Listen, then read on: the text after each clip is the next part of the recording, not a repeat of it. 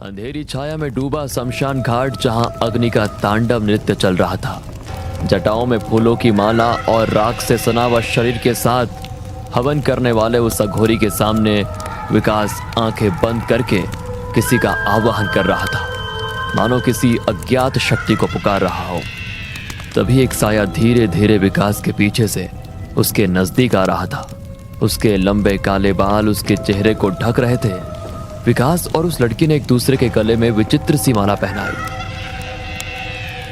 यह एक ऐसे इंसान की कहानी है जिसने कर्ण पिशाचिनी को सिद्ध किया था। महाराष्ट्र के ठाणे जिले का मूल निवासी विकास शिंदे ड्राइवर की नौकरी करता था। यह बात करीब 14 साल पहले की है।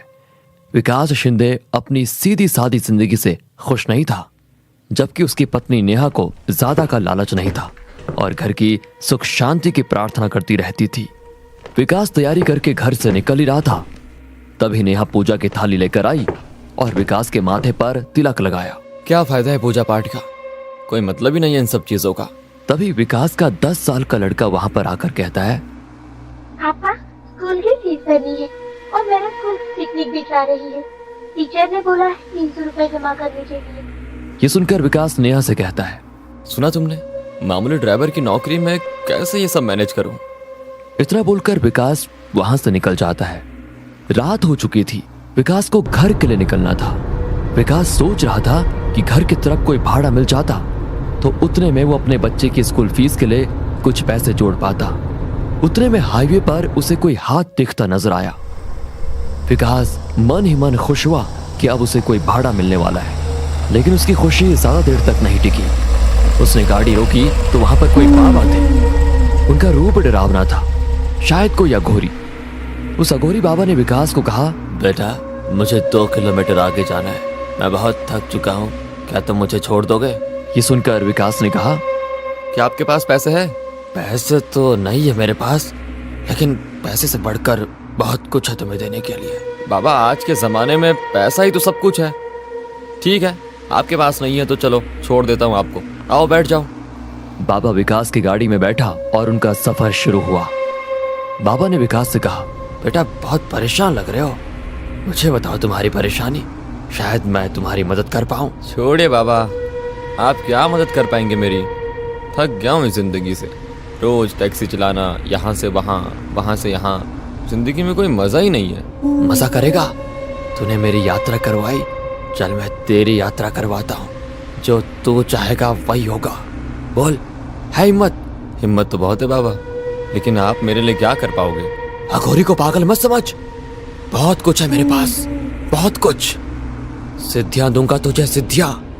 ऐसी साधना करूंगा तेरे लिए कि सोने चांदी में खेलेगा तू। अमावस्या की रात 12 बजे आ जाना। बड़े बड़े सपने देखने वाला विकास अघोरी की बातें सुनकर लालच में आ गया और ठीक समय पर उस जगह पर पहुंच गया जहां अघोरी ने अपना डेरा जमाया हुआ था। उसने अपनी साधना की शुरुआत कर दी थी। विकास को देखकर अघोरी ने कहा, आ गया बच्चा, अब जैसा मैं कहता हूं तो वैसा कर। आज मैं साधना करूंगा कर्ण पिशाचिनी की। वो यहाँ आएगी और तेरी होकर रहेगी। वो तुझे सब कुछ देगी, सब कुछ। तेरे कान में लोगों के राज बताएगी, क्या हुआ था, क्या होने वाला है, क्या हो चुका है, सब जानती है वो। उससे मिलेंगे तुझे लोगों के राज, और वो राज तो लोगों को बताकर करोड़पति बन जाएगा, करोड़पति। विकास कपड़े उतारकर अघोरी के सामने बैठ जाता है और अघोरी जैसा कहता है वो वैसे मंत्र जाप करने लगता है। तभी विकास के पीछे कर्ण पिशाचिनी धीरे धीरे उसके नजदीक आ गई। विकास उस लड़की के गले में माला पहनाने वाला था, तभी उसने कहा, रुको, पहले 3 वचन, फिर मैं बनूंगी तुम्हारी। अगर कोई भी वचन तोड़ा तो सब छिन जाएगा, मैं भी चली जाऊंगी, सारी दौलत चली जाएगी, यहाँ तक कि तुम्हारी जान भी जा सकती है। मैं वचन देता हूँ, मेरे बारे में तुम किसी को कुछ नहीं बताओगे। मैं वचन देता हूँ, पत्नी की तरह सिर्फ मुझे ही संतुष्ट करोगे, सिर्फ और सिर्फ मुझे, और वो भी जब भी मैं चाहूं। मैं वचन देता हूँ। तीसरा और आखिरी वचन, मुझे कभी अनसुना नहीं करोगे, मुझे छोड़कर कभी नहीं जाओगे। मैं वचन देता हूँ। इतनी बात कहकर विकास ने उसे एक विचित्र सी हड्डियों की माला पहनाई। कर्ण पिशाचिनी ने अपने हाथ आगे किए तो उसके हाथ में अचानक से वैसे ही माला प्रकट हुई। उसने माला विकास को पहनाते हुए कहा, अब मैं तुम्हारी हुई, मरते दम तक। विकास अब टैक्सी के पास आकर रुका। कर्ण पिशाचिनी भी उसके साथ खड़ी थी। तभी एक बड़ी सी कार विकास के पास आकर रुकी। उसके ड्राइवर ने विकास से पूछा, सर गोरेगांव जाने के लिए कैसे जाना होगा? मैं रास्ता भटक गया हूँ। ड्राइवर कुछ कह रहा था। तभी कर्ण पिशाचिनी ने विकास के कान में कुछ कहा और विकास ने उस गाड़ी के ड्राइवर को कहा, गाड़ी में मंत्री जी है ना, उनसे कहिए कल कैबिनेट की मीटिंग में उन्हें होम मिनिस्ट्री मिलने वाली है। विकास की बातें सुनकर पीछे बैठे मंत्री जी ने कार का कांच खाली करते हुए कहा, तुम्हें कैसे पता कल कैबिनेट की मीटिंग है और मुझे होम मिनिस्ट्री मिलने वाली है? जैसा बोल रहा हूँ, अगर वैसा हुआ तो इस नंबर पर फोन करिए। दूसरे दिन विकास तैयारी करके घर से बाहर निकलने वाला था। तभी कुछ पुलिस विकास के घर पर आई।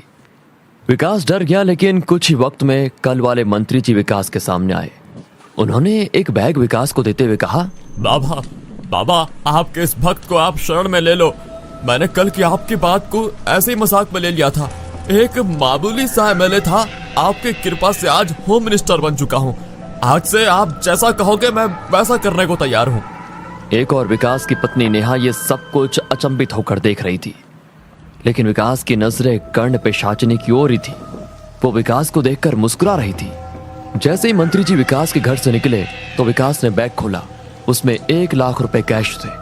ये देखकर विकास ने नेहा से कहा, देखा, अब हमारी सारी गरीबी खत्म। ये तो कुछ भी नहीं है, अभी तो और आएंगे।